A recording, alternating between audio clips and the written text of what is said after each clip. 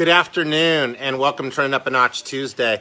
I'm Gary Michaels and we're going to talk today about something that a lot of people don't like to talk about, and that is things that we don't like to do. And how do we get our mind right to do those things that we don't like to do, whether it's sales and it's maybe something like prospecting and cold calling, or whatever it is, paperwork, whatever it is, or leadership, having those tough conversations, confronting poor performance, speaking to your boss that you don't really want to be held accountable, et cetera, et cetera. So how do you do that? How do you get your mind right? Well, the first thing is just to be prepared. Be prepared. If it's sales, then you absolutely need to be prepared. There's two emotions. There's fear and confidence. And the only difference between fear and confidence, and fear is usually you don't want to do things that you're fearful of or don't like, is the level of preparation you have. So I always tell people to have the discipline of spending at least 15 minutes a day working on their technique in whatever it is you're doing. And then 15 minutes a day putting the right attitude and the motivation stuff into your mind, pouring positive things into your mind through listening to podcasts or reading or whatever.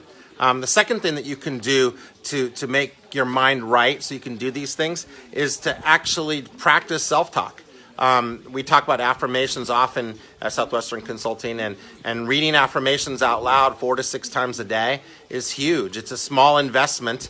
It takes, literally a couple minutes 4 to 6 times a day, and it's saying things like, I'm on fire, everything I do turns to gold, I'm a winner, I'm an amazing prospector, not uncomfortable at all about reaching out to people and talking to them about things that they know they need, but sometimes they're not comfortable in making those decisions. If you're in leadership, self-talk around, I'm an amazing leader, I'm a wonderful listener, I listen with a servant's heart. These are types of things that absolutely are powerful when you're doing things you don't want to do. See, if you listen with the servant's heart and you have to do confrontation with somebody, but your self-talk you put in your head first will make you totally feeling better about actually doing it. The third thing that I want to talk to you about is the concept of asking yourself, what's the worst that can happen? What's the worst thing that can happen? And often that worst thing that can happen isn't that bad. It really isn't that bad.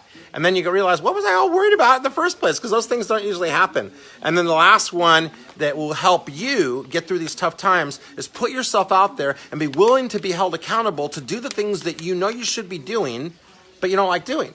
And be willing to be held accountable by somebody other than yourself, and have them stay on top of you in a very loving way to growth in those areas. So there's just four tips to get over that feeling of how do you get your mind right to do things you don't want to do. Until next week, I'm Gary. We'll talk again next week, next Tuesday. Turn it up a notch.